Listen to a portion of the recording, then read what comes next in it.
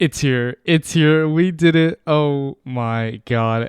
I guess it's kind of been here for weeks at this point, but it's hard to find these episodes, okay? So just give me a little bit of a break because more than half a decade just sitting here and waiting. Just hoping for something to kick off in the total drama department. Anything except for total drama. We don't talk about that. It doesn't exist. And I guess this is kind of my first time talking about total drama on my channel. It won't be my last, trust me. This show is my childhood.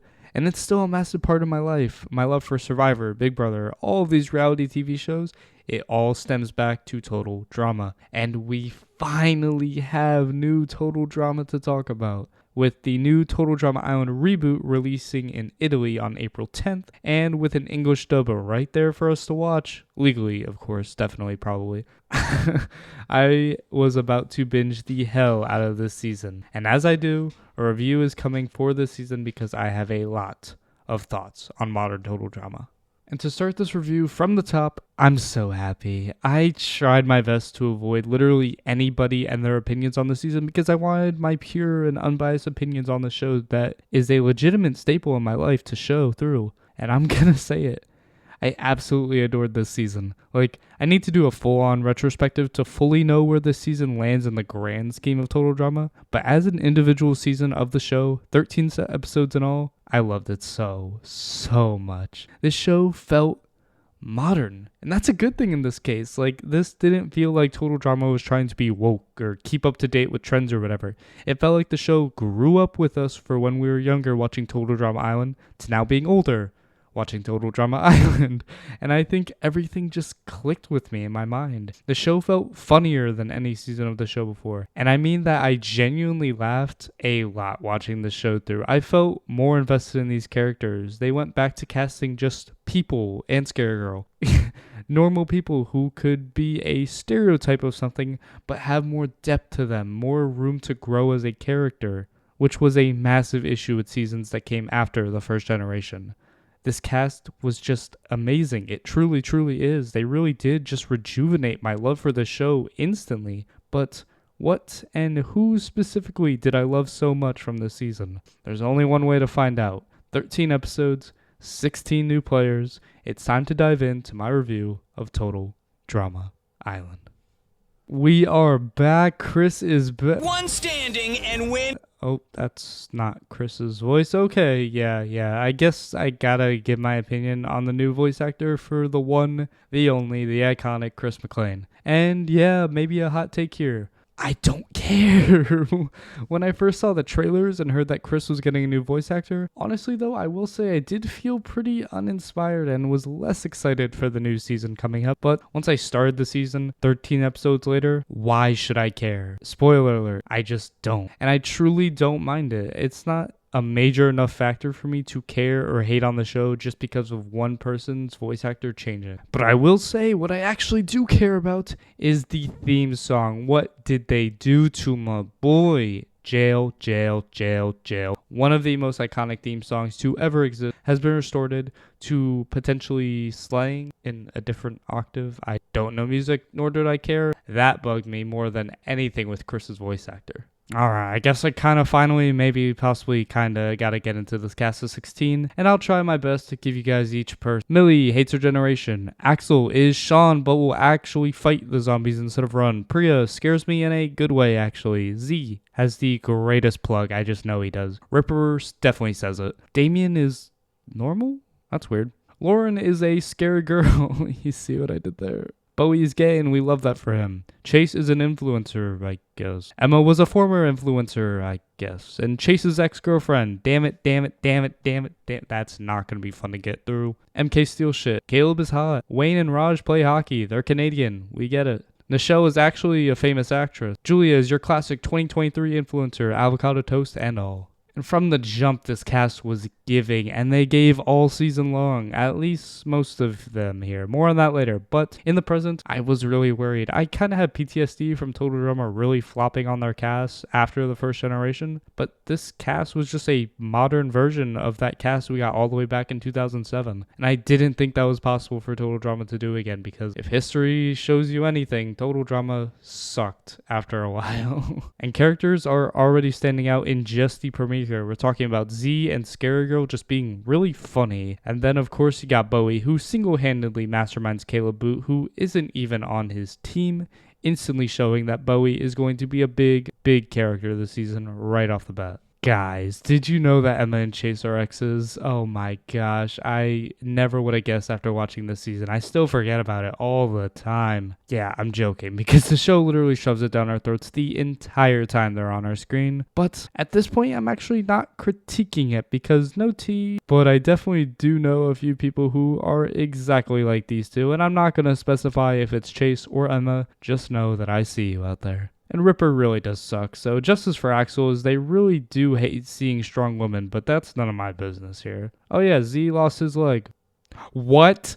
Oh, it's a prosthetic. That's cute. Shout out to the line when Axel asked why he never revealed why he had a prosthetic, and then Z replies saying the same reason why you never told me your legs weren't. And that's just perfect, not making a show out of that kind of representation, which is really cool for Total Drama to do. Raj and Bowie, hello gentlemen, I see y'all, and I'll just talk about this showmance as a whole right now because it's the first gay showmance in Total Drama history, and I loved it. You have Bowie, who is openly gay and very, very proud of that, and we love that. Meanwhile, Raj is basically attached at the hip to his hockey buddy Wayne throughout the entire game, so you'd never expect Raj to be anything but just a straight jock that goes through the season. But he actually develops and comes to realize that he is gay, and he is very happy about it. And that leads to Bowie and Raj kissing, and then kissing again, and becoming so cute. Oh my god, I love him so much. And then also, can I give a shout out to Wayne here? He is an ally, and we love those type of friends. They are the best type of friends. We need more Waynes, please, and thank you. Anyways, though, if I had to give an award for the biggest disappointment from my preseason expectations to the actual season itself, it's unfortunately Nichelle. The super famous movie star turns out to be a major fraud, as do most super famous movie stars. And she doesn't do anything because she's a super famous movie star. Fuck you, Jerry. Fuck you. Scary Girl is queen, though. And I guess since I brought her up, let's talk about Scary Girl. And I don't think I've ever instantly loved the character of any show as much as I instantly love Scary Girl. I relate to her on many levels. No, I'm not going to specify. But regardless, I didn't laugh at anybody as much as I laughed at Scary Girl. Literally every single time she opened her mouth. Actually, she didn't even have to open her mouth. Anytime I saw Scary Girl on my screen, I sensed Scary Girl and I laughed.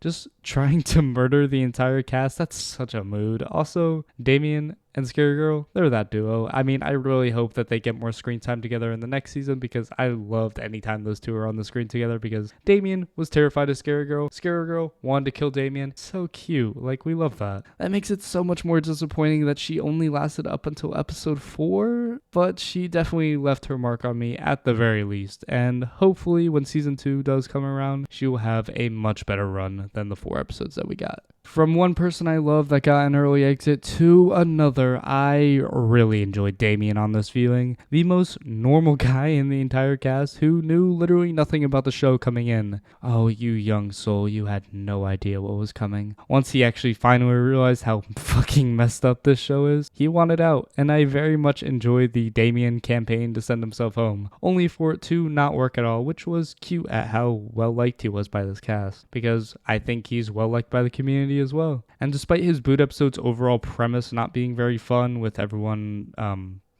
let's just say I've never been more ashamed to be named Beans in my entire life. I really did enjoy the character moments in this episode, especially from Damien, who actually did really good by murdering a raptor with its own fart and realizing that he actually does have potential and he can actually do this shit that the show makes him do. So yeah. Of course, he obviously gets voted out right after because the team wanted to grant his wish by finally taking him out right when he turns a leaf. So yeah, this boot list has just been very tragic thus far, I will say. But even though we lost Damien early, here is my possible hot take. Whenever season 2 does come around, Damien is my winner pick. Don't ask me why, it's just my feeling. If there is a season to season arc that makes the most sense to end positively for someone, it's gonna be Damien's. He's here to win now, and I think that he was such a fun presence, so I hope I'm right on Damien having a long run and hopefully winning in the next season. Come back to this when Damien wins next season. Or is the first boot. One of the two. Let me tell you what, though, it's a disservice that I haven't mentioned this person thus far, but also I do feel like that right here is the turning point where they become the true icon that they will be for the rest of the season. It's Julia's time. Now, first half Julia was fine to honestly kind of boring, and I was around Twitter a little bit when I was watching the season, or before I watched the season, and saw so much hype for Julia. So many Julia stans coming in. And I was kind of confused as to why. She was the boring wannabe influencer and brought pretty much nothing to the season up until this point. But thank God the writers saw the vision, and after that someone being MK, exposed her for being mean and going off on this raptor thing, Julia loses all of her followers, and now doesn't seem to care to act like she's been acting before, because all of that influencer stuff was the fake Julia. And the real Julia can come out now, the antagonist of the second half of the season. And I love this Julia. These people in the second half of the game were kind of boring, don't at me, but I'm really glad that we had someone here who didn't give a damn about anybody or anything, and was just evil for the sake of being evil. And that starts with actually doing something good to start out here, because MK is like addicted to stealing shit. They kind of got a problem. And Julia eventually does find out that all the little tiny things that people have lost or things have gone missing has been because MK has stolen them. And Julia's save right before she goes home to take out MK was iconic. Even though it only worked because she told everyone that MK saw them pooping, but it's iconic nonetheless. Icons will be icons. And if I were to assess the pre-merge of this game, I enjoyed it a lot. So many great characters, moments, and the challenges all season were just perfect. They felt realistic to an extent, obviously, it's a cartoon, and they were fun. They didn't have to go over the top or try to kill everyone with every single challenge that they did. My only complaint is that the boot order kind of sucked, but that hopefully means that in season 2, a lot of these early boots will shine next season. Kind of manifesting it because I liked all of these people who left early, but they're for another day, another season. We'll go through and talk about my thoughts on the second half of this game, the merge. And despite some of the people that I don't enjoy as much making it to this point in the season, I was still very excited for this merge, and I was very satisfied watching and concluding the second half of the season, but one moment at a time, because I legitimately got great moments from everyone left in the game up to this point and later on in the season, which I don't think I can say for most seasons of Total Drama. And even though I loved Cutthroat Julia playing the game hard to start out the merge, this episode is actually where I have most of my problems with this season. And it narrows down to two duos, Millie and Priya and Emma and Chase. I'll get to Millie and Priya later in the season because they are very relevant up until the very end. Now can be my time to unfortunately talk about the Emma and Chase of it all. And yeah, earlier I did say I'm not critiquing the Emma and Chase dynamic because the purpose of it was to piss you off probably and show that couples are pretty toxic, but there's more to that I just didn't really enjoy at all. First of all, both of these characters' entire personality was encompassed through each other. Anytime these two were on screen, I promise you they were talking about each other, or something in that matter. Chase is just horny and delusional and wants a girlfriend, and Emma is just straight up delusional and goes from despising Chase to loving him because they're toxic. And it's so much worse because going into next season, they will probably be a couple again, and we'll have to deal with it one more time. Aside from that one singular episode we got with Emma that didn't have Chase in it, that was actually my favorite Emma. She was funny. I could actually root for her. So I do see some potential there, at least with Emma. We don't talk about Chase at all. And I do hope that Chase goes home early next season or just something like that, because I do really want to see the potential blossom from Emma and not have this couple be annoying and hogging up screen time for another season. In the meantime, before I do get into that other duo, we do unfortunately lose our hockey buddies, Wayne and Raj, because they fell off a cliff and got their ass whooped. And honestly, I already talked about most of Raj's storyline, but this duo was actually a lot more fun than I thought they would be. They were really funny, like the kind of stereotypical stupid jocks, but with a lot more depth than just that. Wayne, to be fair, didn't have much else except for hoping that Ross would be comfortable enough to come out to him. And obviously we'll have to wait until season 2 to see what happens between Bowie and Raj, but I'm just crossing my fingers that it's a good thing. And Wayne will play as the third wheel there, so there could be something. On this season specifically, I was very much satisfied with their presence. Actually, more than satisfied. I was impressed. And they did save Julia from going home, so it's a noble sacrifice for the duo. And Z also almost made love to a cassowary. That wasn't relevant. I need to shut my mouth more.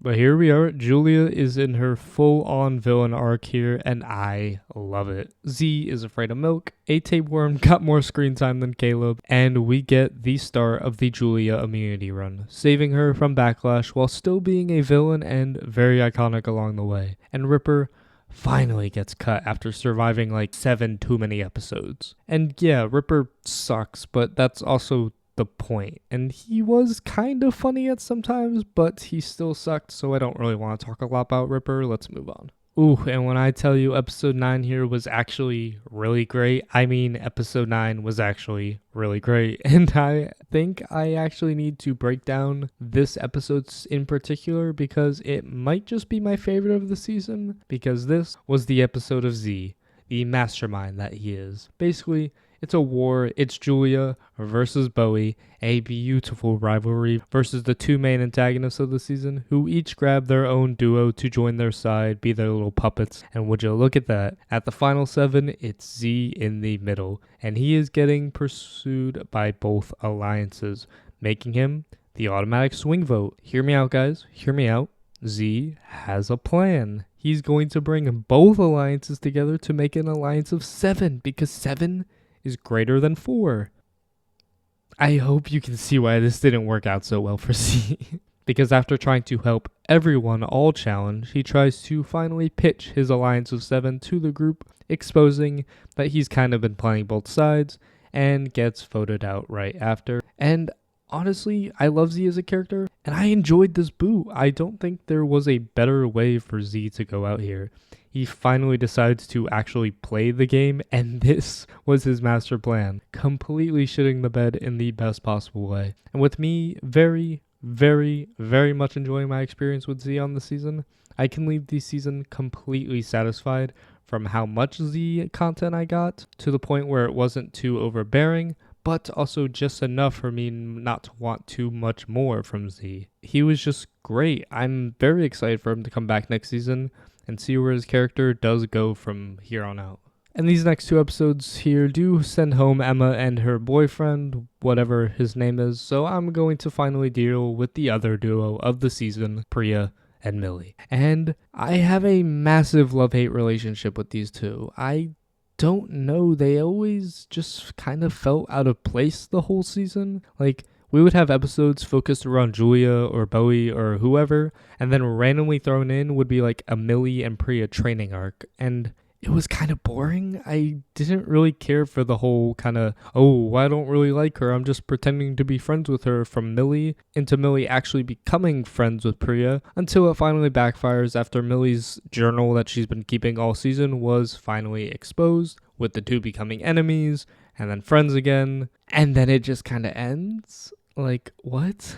And this storyline just never felt like the forefront in my mind when I watched the season, until we are literally sitting at the final 3 and both of them are literally still around. And even then, I kind of cared more about how Bowie was going to try and break them up as a duo than I cared about them actually breaking up as a duo. Like, it's such a frustrating storyline that I guess was the most important storyline in the season, but I just never really took it seriously, and I really hope it's not a forefront at all in the next season, because it doesn't need to be. And it was honestly one of the weaker points of the season, and one of the only real complaints that I have about how long it did last. However, we do have to take a step back into the final 4, because every single antagonist of every single season of Total Drama will eventually get their comeuppance. And of course, this season, there was going to be no exception with Julia.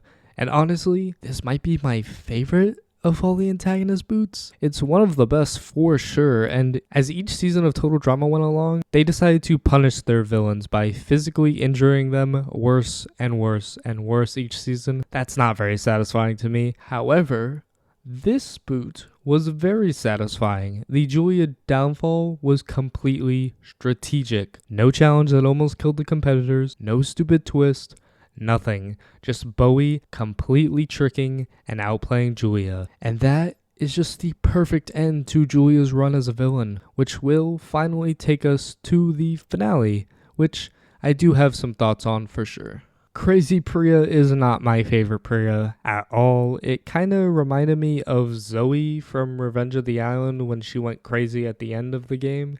Except I kind of enjoyed watching that version of Zoe, whereas this version of Priya I did not enjoy watching. Aside from Priya just being kind of mad and crazy, everything else was a lot of fun. Seeing the cast come back and actually get some more screen time was really fun. And I enjoyed everyone else, from Julia, Damien, Axel, Ripper, like even those people I had a lot of fun watching, seeing again. And a final two of Bowie and Priya? Oh, I can absolutely sign up for that. And of course, the winner of Total Drama is gonna be Priya, and I'm perfectly whelmed by a Priya win in the end. And of course, if you guys aren't aware of this, Total Drama in the past normally doesn't have one consistent winner, with an ending where both of the final two will have a version of the show end with them winning. And with the way that this season ended, it's so easy to have an ending where Bowie wins, which I'm very happy about because that makes me want to assume that we're going to have a version of the show where Bowie won the season.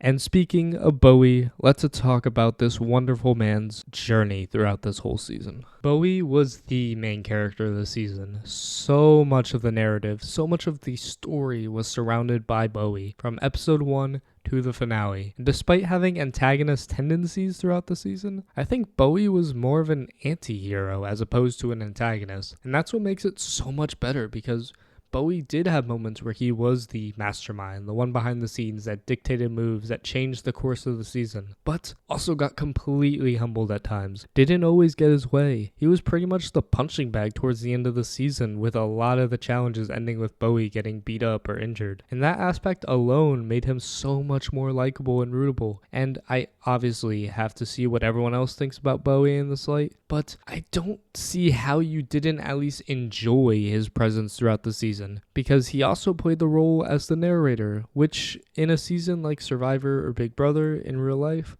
a good narrator is very important to having a good season. And would you look at that? You have a good narrator in Bowie, and we have what I believe to be a very great season of Total Drama and a very great character in Bowie. And that's the season. That was the reboot of Total Drama, bringing back Total Drama Island from the dead into a modern adaptation of the show. And yeah, if you couldn't tell by the way I just talked about this season, I loved it. I loved it a lot. And I love feeling pleasantly surprised that Total Drama still does have this potential to be this great again. And I hope when it officially releases in the US and Canada, that it's as loved as I feel it is right now, and that we get more seasons than just the two that we're gonna get. The characters were so much better than what we've gotten in recent adaptations, to the point where I do think that they actually can compete against the Generation 1 cast for being one of the best casts in Total Drama. And for the season as a whole, yeah, it can compete to be one of the best, if not the best. And I'm just so happy I'm able to say that. That's no slight to Island or World Tour or whoever you have at the top of your list. That's a praise to this new season that we got, and I just hope y'all enjoyed it as much as I did. And I hope y'all enjoyed this video too. If you've gotten to the end, I should have a tier list video on the characters of the season coming out very soon, if not out right now, so check that out as well. More Total Drama videos are coming in the near future. I have a big plan with those videos, and also look out for Survivor, Big Brother, and the challenge videos with season reviews coming out very soon. I got a lot planned and a lot ready to go, so stick around, and I'll see you guys next time. Bye-bye.